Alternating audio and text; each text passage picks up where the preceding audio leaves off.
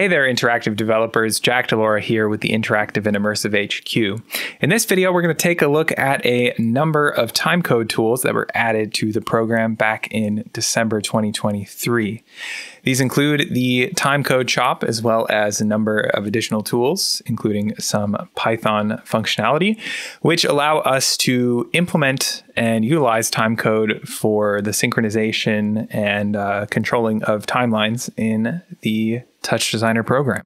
One of those examples will involve setting up a system in which a timer CHOP controls the playback of a video file in two instances of the program. We can specify a particular queue point, which you'll see both the video files have now been queued to. And we can also look at how in our second instance of the program, we can also control the playback of additional files as well. So these tools are a great new addition to the program, allowing us to more easily work with timecode and synchronization of different media, as well as setting up timelines within the program. Before we dig into our project, let's just take a brief look at what timecode is, as not all of us may be familiar with that. So timecode, which now has a page on the derivative wiki, is a way of expressing time as a combination of hours, minutes, seconds, and frames. You might be familiar with this format if you've ever worked with any sort of linear video editing suite.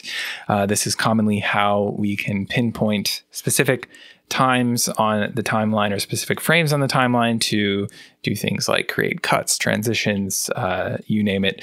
That is kind of the standard way of expressing the current position on the timeline in that kind of software.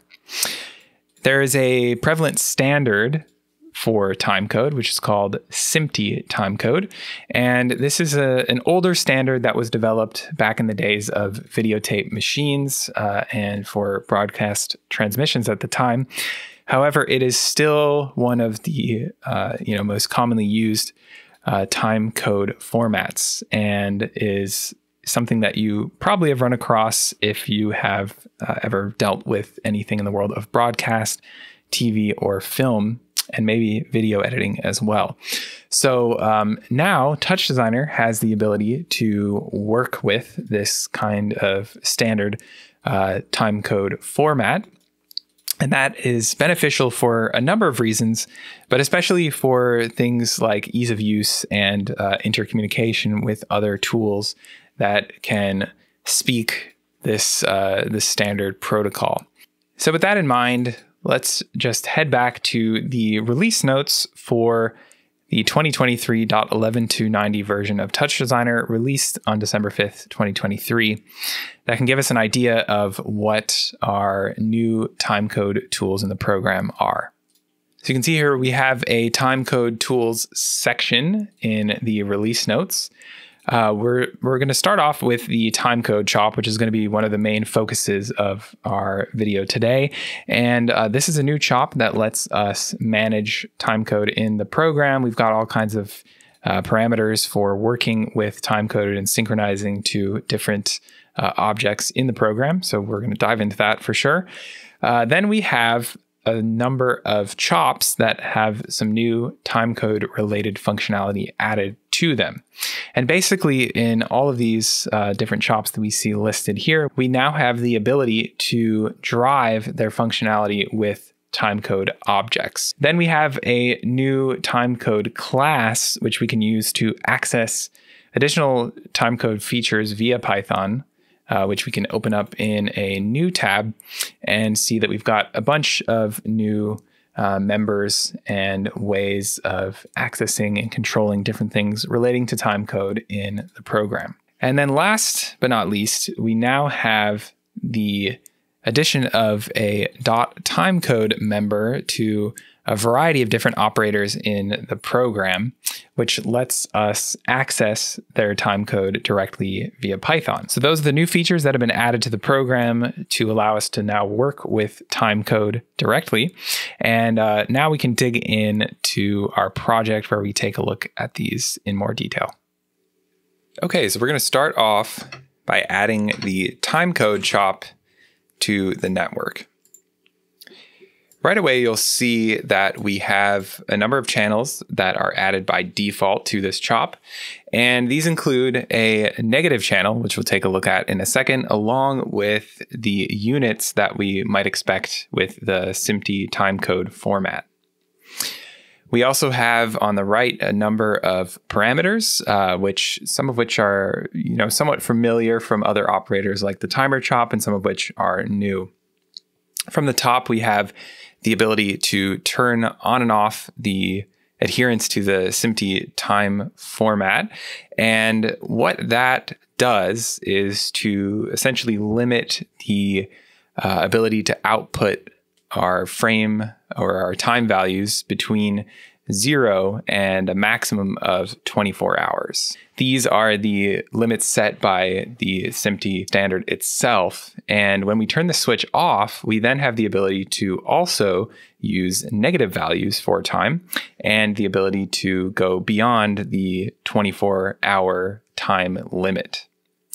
After that, we have a mode parameter, which has some options that look familiar to things like the timer CHOP, for example, but also includes a couple of additional options as well. So essentially, this parameter allows us to choose what we are synchronizing the output of the timecode CHOP with, whether that is to the timeline, to a specific index that we specify. We'll take a look at some of these timecode string, hour, minute, second, frame parameter options, which are new. Sequential allows us to function just like we are now, where it's kind of an unsynced, independent timing, kind of like when you just run a timer CHOP by itself, not synchronized to anything else. The timecode object, which we'll look at in a second, allows us to access the timecode Python object of another operator and then use that as the synchronization source. We can also use CHOP channels or an op reference.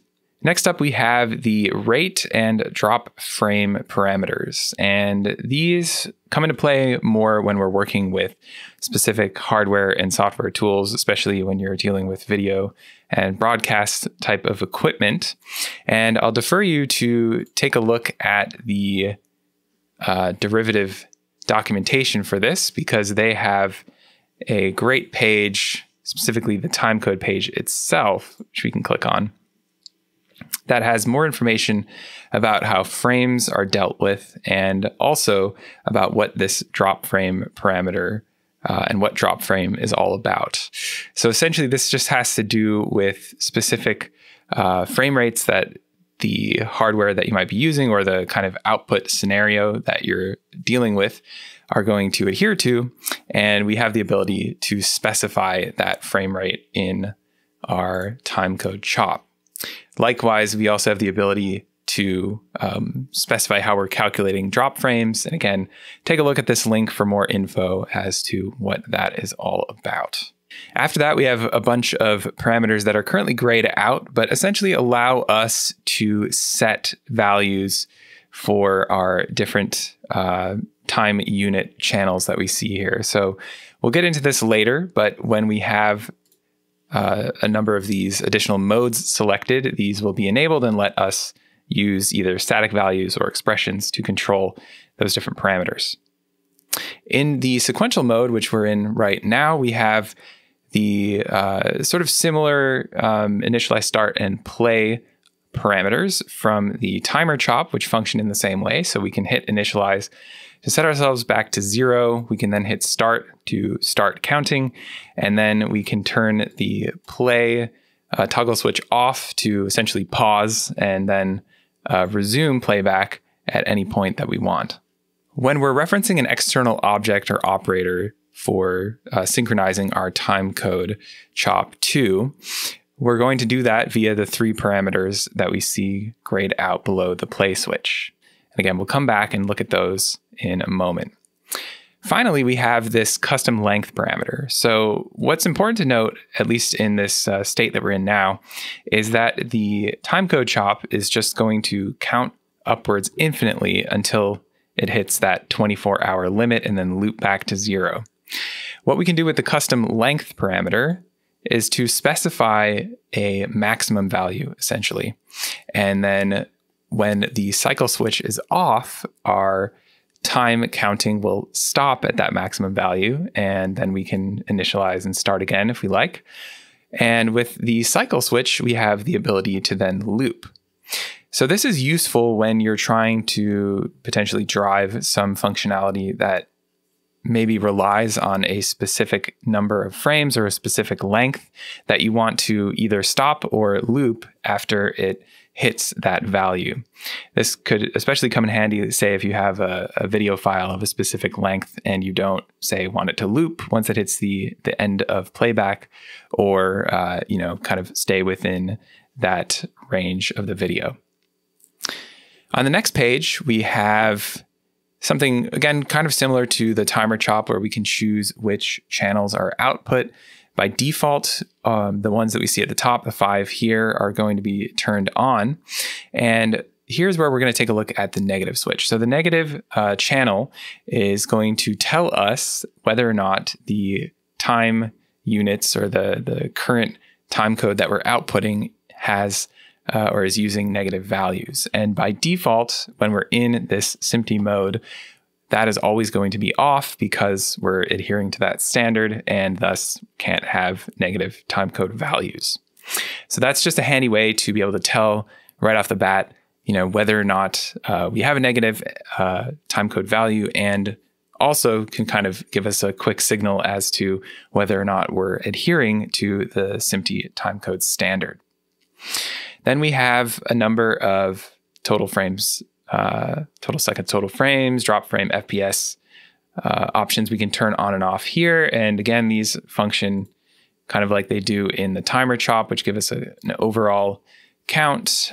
At the bottom, we have the ability to turn countdown channels on. And these, as you can see, are moving in the opposite direction of the standard set of channels at the top. So we can get a countdown instead of a count up. Now, if we leave those countdown channels on and then we come back to the timecode page, you'll notice that when I turn the custom length parameter off, the countdown actually starts from that 24-hour mark. So that is just something to note. If you are looking to use the countdown channels, you're going to have that kind of scale of unit unless you're working with this custom length mode. So now that we have a brief overview of the operator, let's go ahead and reset it to its default state, and then we'll start working with additional operators to put it through its paces. So the first thing that I'm going to do here is to add a movie file in top to the network.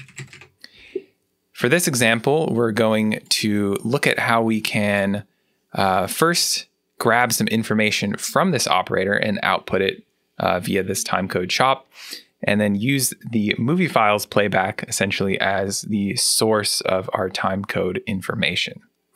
So first of all, within the movie file in top, I'm going to hit the plus sign over here on the right, and then we're going to find in our samples folder the count.mov file.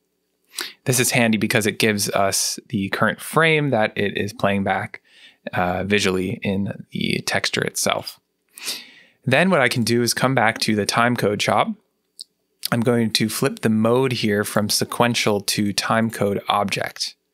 You'll notice that then this timecode object parameter is enabled and our previous initialize start and play switches are no longer accessible. So what we can do here is to use a bit of Python code to provide a timecode object. And remember that that has been added as a member to a number of different operators, which include the movie file in top. So I can type in op, open and close parentheses, single quotes, movie file in 1, and then dot timecode.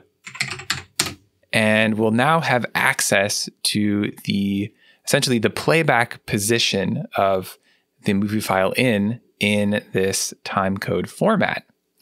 So previously, if we wanted to, say, get the current playback position of our file, we'd have to use something like the info chop, and I'll just drag the movie file in onto that chop. I'll grab a couple of channels here that are related to that playback position. And you can see here that, our units are different. First of all, we're getting an index value, which is giving us the current frame in our playback. And we also have that available as a fraction out of 100%. Now, that's not to say, of course, that we couldn't use this information to calculate the values that we have over here, but conveniently, the timecode member gives us access to that information and those conversions without having to do any additional work.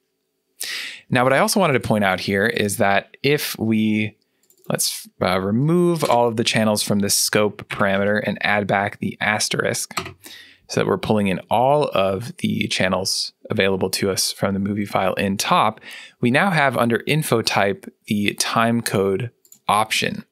And that gives us access to that same timecode member that we're grabbing over here in our timecode CHOP. That is what they call the timecode object that we're accessing of our movie file in, which you can see is giving us the same exact information that we're outputting here. So we don't necessarily have to use the timecode CHOP specifically to access and provide that information maybe to other objects in our network. We can also grab it via the info CHOP as well. And as you probably have guessed, because the member that we're accessing is a Python member, the timecode objects is a Python member of this operator, we could of course also access it via Python code as well. So next up, let's get rid of the info CHOP, and we're going to take things in the opposite direction. Instead of using the timecode CHOP to essentially visualize and be synchronized to the position of playback of the movie file in, let's go in the opposite direction and have our timecode CHOP actually control the playback of the movie file itself. So first up, I'm going to start in my timecode CHOP by resetting it all to default so that we're back in our sequential mode. It's not synchronized to anything at the moment, and we can use this information to control the playback of the movie file. If we click on the movie file in top and we go over here to the right to play mode, we'll notice that when we click that dropdown, we now have in our fourth option here, timecode object /chop/dat. And if we click on that, we'll see that we then have a new parameter enabled at the bottom that looks pretty similar to the one we saw for the timecode object back in the timecode CHOP itself. However, you'll notice that, of course, it says CHOP and DAT as well. And that's a little hint that instead of having to use the Python member with the operator reference, we can actually simply just drag this timecode CHOP onto this parameter. And we don't need to add any of our normal formatting, that is to access the operator. We can just reference the name of the operator and TouchDesigner does the rest. So it's automatically pulling in that timecode information from our timecode CHOP. Now what's happening in this situation is because our trim settings for this video are set to cycle on the extend right parameter, that is, when we hit the end of our video's playback, so 100 frames in the case of count.mov, the video is just going to continuously loop. So even if our time code that we're providing goes far beyond the 100 frames length of the video, we will still cyclically play back the video indefinitely.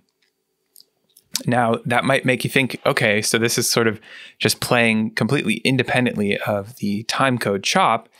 But if we come back to the timecode CHOP itself and hit initialize, we'll see that playback stops and resets to the very first frame.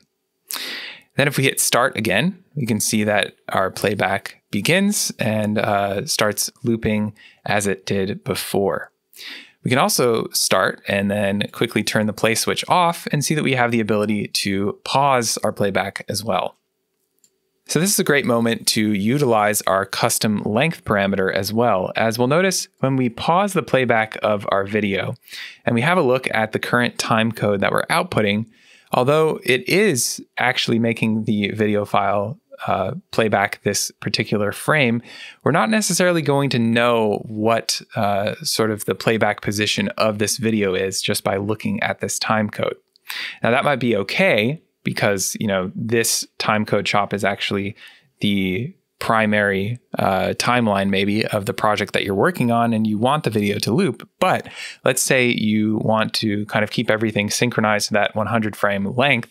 You're not going to be able to tell without looking at the movie file in where the playback is currently at. And while it's very obvious with this particular asset, with other assets or maybe other animations that you're triggering, it might not be so obvious. So by using this custom length parameter and turning that on, we can then set the length here. First of all, set the units to frames, and then set the number of frames to 100.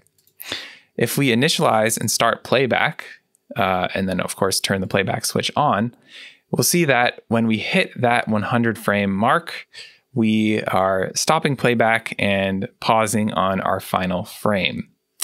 And we'll see here, of course, because we have moved beyond the 60 frame marker in our frame counter, that's added 1 second to our second unit here, which again, you know, we're not necessarily going to know right away without doing a quick mental math that equals the 100th frame. But, you know, at least we now have a direct correlation between this value and what we're seeing on screen. If I turn that cycle switch on, then it will loop just as it did before without any, you know, noticeable difference to having that custom length parameter off. Now, while we're here, let's also take a look at some of the additional modes that we have available. So I'm going to switch from the mode sequential all the way up to the top to locked to timeline. Now, this may be familiar if you are used to working with the timer CHOP, in that your playback and the timecode output, at least when we turn this custom length switch off, which I want to make sure I do that, the timecode that we're outputting is related directly to the position in our timeline at the bottom here. So that is helpful if you want to, say, use this built-in timeline to be able to scrub around whatever you're synchronizing to the timecode, and or maybe you're trying to use the length of that timeline or something like that, or these transport controls to control the playback of your media.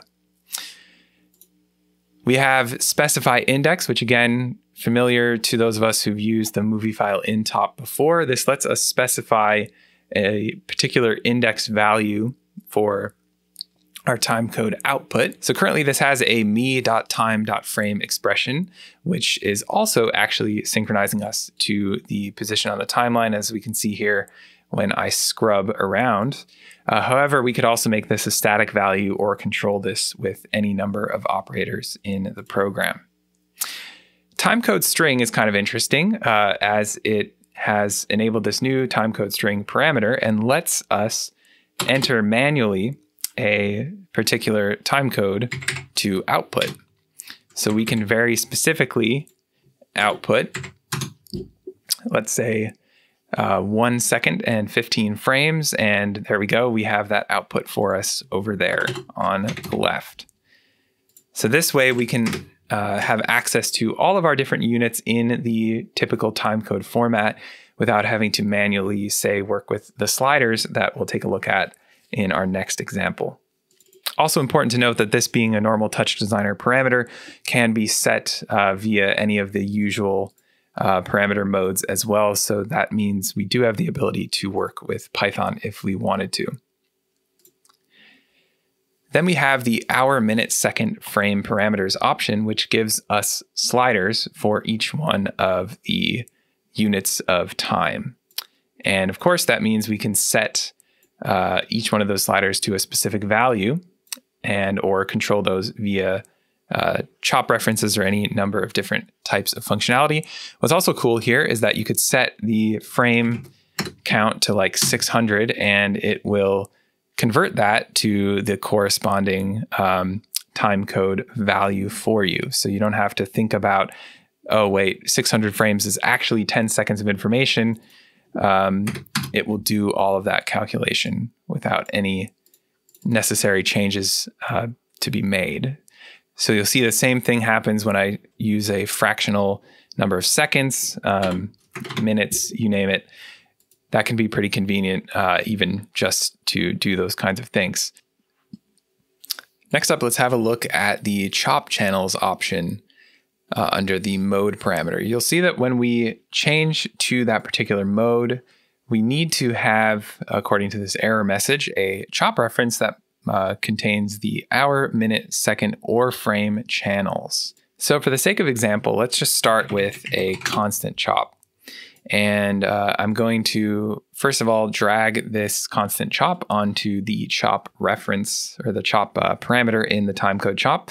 And then in the constant CHOP, I'm going to rename the channel here to second. And then if I set this value to 1, you can see that our timecode now has a value of 1. If I set it to 2, we have a value of 2. And let's see, 2.5, we have 2 seconds and 30 frames. And continuing on, it will, of course, do all of the conversions as you might expect. So we can also, of course, set a second channel here for frames. And if I type in 2 seconds and let's say 25 frames, there we go. It's automatically pulling in that information. So again, you can set up, in this case, a CHOP with the corresponding named channels to provide the information for those particular time unit channels in the Timecode CHOP. And as usual, they do not need to be static values like they are here. However, this is just, giving you another way of flexibly providing that information. Finally, let's have a look at the final mode on our list here, op reference. So for this one, I'm going to use the timer CHOP. And we'll drag the timer CHOP onto the op parameter in the Timecode CHOP. Then when I initialize and start the timer, we'll see that we have a corresponding timecode output, which is being generated by and controlled by the timer itself. So we'll also notice that as soon as the timer completes, the timecode also stops being output and gives us the 10-second marker there, showing us that, without any sort of additional code or anything like that required, you can take this information, get a nice timecode output, and of course, synchronize using this information any number of different types of media. Along with that, I did want to point out that, we don't just have to use a timer CHOP to output this information. The op reference also will function with a top, for example. And if I change first of all, let's change the operator that we're referencing to this movie file in number 2. Now you'll notice that my timecode here is set at a static value of 0. That's because the asset we've got loaded up in our second movie file is a static image. And so, of course, there's no playback occurring at the moment. Now, if I were to, let's say, load up in our nature folder one of these sample videos here, we're now playing back a video file and thus, as we can see here, generating timecode, which is also, as we might have guessed, controlling the playback of this second video as well. So in this way, you're not limited to just using a particular CHOP, or let's say the timer CHOP in this example. We can use other operators as well. And in this case, use the actual playback position of one movie file to control the playback position of another. So even with these simple examples, hopefully you can start to see the power of the new Timecode CHOP and the timecode functionality that's been added to additional operators as well. So before moving on, I wanted to show you one more example, which is the timeline CHOP. So the timeline CHOP outputs time-based CHOP channels for a specified component, and it has now the ability to use timecode as well. So right now it's just referencing me.time.timecode, but you'll notice that when I've turned this use timecode switch on, we have this timecode object /chop/dat parameter now available, meaning that I could reference this timecode chop we already created and use that as our timecode source instead. So the timeline chop is great because we can take this information in our timecode chop, which again is kind of splitting time up across these different units, and we can output it in a different time unit instead. So in this case, we are just outputting the total number of frames. So essentially that's taking, this split unit that we have in our time code of seconds and frames and converting that into the number of frames instead, which is great for, potentially driving functionality at a particular frame number. We can also output the total number of seconds as a fraction or a decimal value instead of, again, splitting it up into seconds and frames. We also have the ability to output the absolute frame, absolute seconds, and the rate value as well. And then I did want to point out that our start, end, range start, range end, signature 1, signature 2, and BPM parameters are all still set by the reference operator. So at the moment, they're going to be grabbed from the TouchDesigner timeline at the bottom here and not impacted by our timecode object. So again, for taking this information and converting it into, say, just a count of the total number of frames, which can definitely be useful for driving certain functionality, the timeline chop is a great way to do that. For our final example, I've gone ahead and opened up a second instance of TouchDesigner on the right here. You can do this if you're on Windows by middle mouse clicking on the TouchDesigner icon in the taskbar along the bottom of the screen. And if you're on Mac, you may have to let's see if I can drag this over here. You may have to use this command in the terminal, of course, replacing the TouchDesigner app name with the name of the version on your computer, because this is a little bit old, but this would allow you to open up a second instance of the program. It's been a little while since I've done this on Mac, so I'm not sure if this is still required, but just wanted to point that out, and I will link this in the description below so that you can access that as well. Anyway, once you've got your two instances of the program open, what we're going to do is to take the timecode that is, let's say, being generated by this movie file or perhaps this timer, send it via OSC to this second instance of TouchDesigner, and then use that to synchronize the playback of video files across these two different instances of the program. So this isn't to say that this is the only way of synchronizing video files across multiple instances of the program, or even that it is a recommended way of doing this. The point here is just to showcase that now that we have access to this new way of dealing with time in the program, we can start to, experiment with utilizing it for different applications. So what I'm going to do, first of all, is to delete the timeline chop, and I will delete this movie file in chop from the network on my left instance here. So then we've got some errors because the operator we were referencing is no longer in existence. So I'm going to use my timer over here on the left to provide the operator reference for this timecode chop. After I've got that set up, I'm going to use the OSC out chop to send that information out. I'm going to leave all of my settings the same because this is all occurring on my local machine. And then in the right instance of TouchDesigner, I'm going to grab an OSC in chop, and we can see without even having to do anything, because I've left it at the default settings, we're already receiving that information from over here on the left. Now I've got that set up, and what I can do next is to take this information and utilize it for a new timecode chop. Now, I'm not going to be dealing with negative chop channels in this case. I'm going to be adhering to the SMPTE timecode. So on the output page of my left instance, the timecode chop on the left, I'm just going to turn this negative switch to off. So we've just got frame, second, minute, and hour being sent over to our OSCin CHOP in our right instance of the program. Once I've done that, I'm going to need to update my channels here. So I'm just going to hit reset channels in the right instance.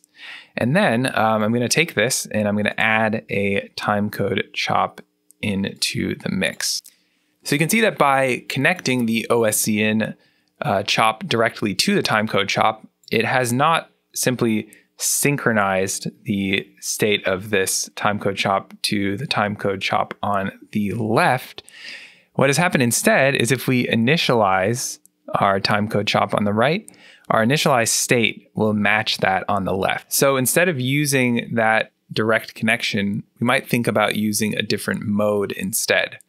Now, you might think, okay, well, I could use an op reference mode, right? Or maybe the timecode object, perhaps. Well, let's try the op reference first. Now, I've already gone ahead and dragged the OSCin CHOP onto this op parameter, and you'll notice that we have a caution flag. What it says here is that the op reference must have a timecode object, and unfortunately, the OSCin CHOP, at least at the moment, doesn't appear to have a timecode object. That's okay though, because we're actually providing all the CHOP channels that we need here to use instead our CHOP channels option. And I can then reference this OSCin CHOP via the CHOP parameter, and you can see right away that we now have the similar output to the initialized state that we saw previously, but actually now have a synchronized timecode output to what we have over here on the left. And that means if I initialize the timer on the left, we should see the timecode on the right should match. Now let me see if I can kind of move this so that you can actually see what's going on here. If I then hit start, we can see we now have matching timecode objects on the left and the right. And that means then that we have the ability to, in our right instance of the program, add in an additional movie file in top, for example, and why not point it to the count.mov, just so we can again see the current frame that we're on. We'll set the play mode here to timecode object and then drag in our timecode CHOP. And then I'm going to go ahead and open this in a viewer on the left, or on the right rather, getting my sides mixed up. Too many things happening across the screen compared to normal. All right, so we've got on our right the receiving movie file in, and then on the left we have the initial movie file in, which is being controlled by our timecode CHOP and the timer directly. So if I initialize and start the playback of our timer CHOP, we can see that if we pause at any given moment, we have the ability essentially to control the playback and the position of playback at the same time in two different instances of the program. Now, this also means that if we ever use the Q switch and we want to kind of scrub to a different point in the video, again, they will both be synchronized to the exact same position in their playback. Now, again, these are short 100 frame long video files, so this is not necessarily the most impressive thing to be able to scrub through, but the point here again is that we can use these unified standardized units now to control playback and create synchronization between different objects. So of course, this does not have to be even movie files that we're talking about. We could be generating animations or different kind of algorithmic compositions, again, that have these kind of synchronized timing components to them. So I hope this has been a helpful look at the addition of timecode into TouchDesigner, and kind of gives you an idea of how, even if we're not at the point of necessarily using it with any external hardware tools or even in a broadcast or video workflow, it can definitely have some interesting and useful applications just within the program itself. Regardless, I think it's a great addition to the program and definitely sets the stage for some very interesting developments in that world of broadcast and film and video as well. So I hope this has been a useful look at the new timecode tools in TouchDesigner. Thanks so much for watching. Looking forward to seeing you in the next video. Hey folks, thanks for watching. If you like our YouTube content, I highly recommend you check out the Interactive and Immersive HQ Pro. The HQ Pro is the only comprehensive educational resource and community for immersive design, TouchDesigner, and creative tech pros. In the HQ Pro trainings, we cover almost any topic you can think of, and we go way more in depth than we do in our YouTube tutorials. We have a private group where Matthew Reagan, myself, and our other industry veteran and pioneer teachers answer your questions every single day. If that sounds cool, click the link in the description to learn more. And if you enjoyed this video, hit that like button and don't forget to subscribe for more free TouchDesigner and immersive content.